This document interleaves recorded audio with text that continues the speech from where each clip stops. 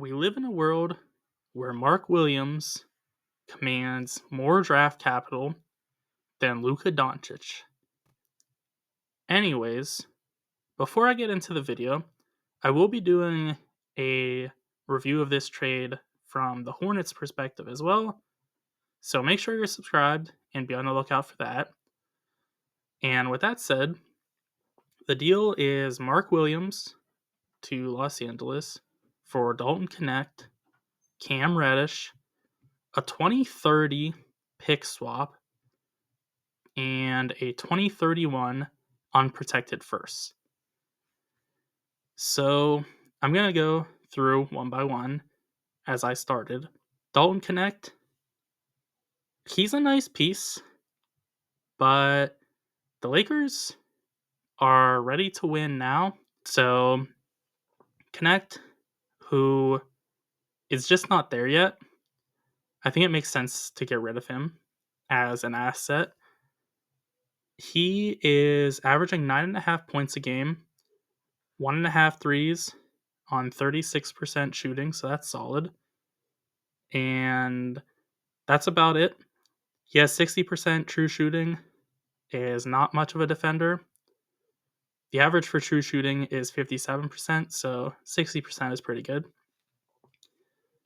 And yeah, I think Knecht is, someone to watch for because, making threes is a very valuable asset, but he wasn't really needed for the Lakers. They definitely needed a center, though, because Jackson Hayes should not be your starting center. Cam Reddish, he's averaging 3 points this year and was averaging 5 last year. So I think that's kind of all you need to know about him. The 2030 pick, that is a pick swap. I don't think that's going to turn into much of anything for the Hornets. There's always that risk that, the Lakers actually do end up sucking at that point. And, like Luka leaves and LeBron is maybe not retired, but is, not playing at a very high level because by then he's going to be, like 58. But with that said, that's a risk I'm willing to take.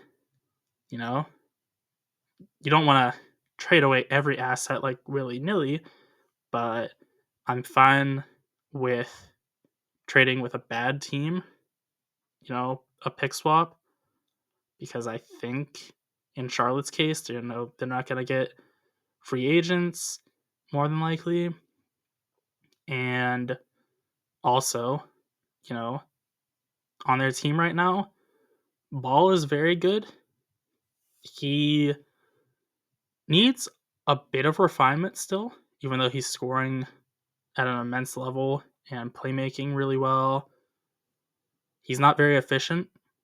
So, that's something that is preventing him from making that real, next step into being like a superstar level player. If he makes that, maybe things do start tipping the scales a little bit in favor of that being a swap that could happen because, the Hornets might be actually pretty good at that point if LaMelo does turn into, one of the better players in the league. If Luka, you'd hate to see this if you're a Lakers fan. If he leaves Los Angeles, that becomes, a bit problematic at that point. Overall, though, I think that's, worst case scenario. I think in most cases, the Lakers are still going to be better than the Hornets come 2030, but it's always hard to say. It's really far down the line. The 2031 unprotected first, that's a similar deal. It could be, something really nice for the Hornets. But if you're the Lakers, I'm not too worried. Initially, I was kind of like, that's a lot to give up for Mark Williams. But then I looked into Mark Williams a little bit deeper. And, insert the Shaq meme of I was unfamiliar with your game. Mark Williams is actually really good. Like, I thought he was just, a run, jump, dunk center, but he's like that to the maximum, it seems. He I don't know this as fact, maybe I'm wrong. It seems like he's more of a paint presence as a big on defense than he is like a really switchable guy. But that's just based on like his analytics that I've seen. So I might be wrong about that. I really genuinely have not watched like any Hornets games this year. So I'm a bit in the dark with that. But he looks really promising. 64% true shooting. The average for a center is 61%, so he's efficient. The advanced stats I could find for his defense look really good. So that's great.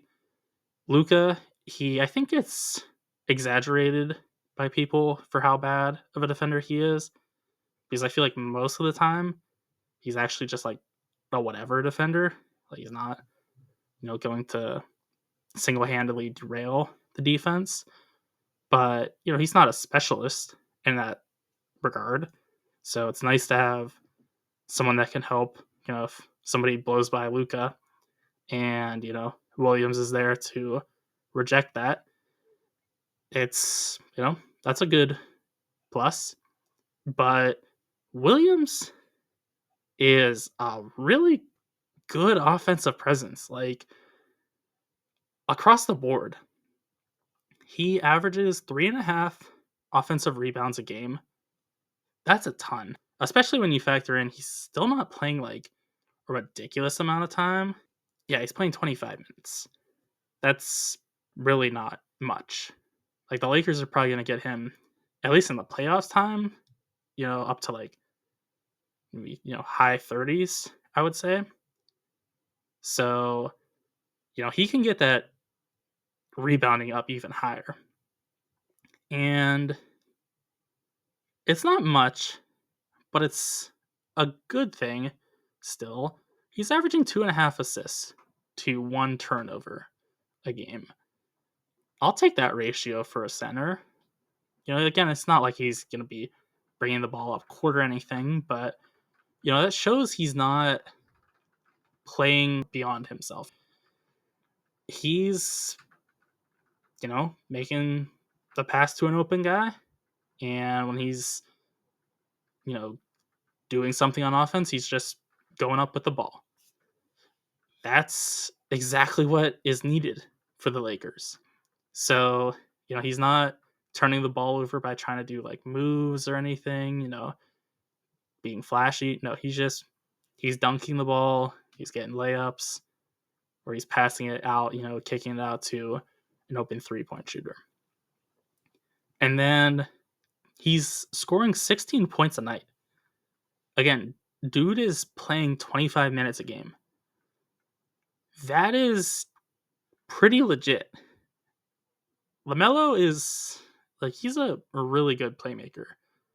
But I think I'll take Luka and LeBron together over LaMelo as, like people to feed him. So I'm pretty optimistic about this move for the Lakers. From what I've heard from analysts as well, they're pretty into it. Kevin O'Connor, who is a little bit out there sometimes, like he had a take about trading Kevin Durant for Jimmy Butler, and I was just like, what are you getting if you're the Suns? Like, you getting like 6 first-round picks as well. Obviously not that many, but I just was not a fan of that move. But he said that he thinks this makes the Lakers a title contender. And I'm still deliberating on it, but I can definitely see where he's coming from. Luka, he gives you the star talent. LeBron, he's regressed a bit, but if he can turn back time a bit come playoff time and, be a solid scorer and can be that secondary playmaker, because in my eyes, you just give the ball to Luka and, tell LeBron to be off ball, because LeBron can cut at a higher level than Luka can. LeBron has been off ball more than Luka has in his career. I think it's just easier to gel for everybody if the ball is just in Luka's hand. And I think at this point, Luka is, far and away better than LeBron. So, that's my thought on that. But yeah, I think, there's something to this Lakers team. They're definitely not my bet to come out of the West, but if they did, I wouldn't be all that surprised. So that's where I'm at on this move for the Lakers. Those are my thoughts on the trade for Mark Williams. Be sure to let me know what yours are in the comment section. And also be sure to like and subscribe for more NBA content.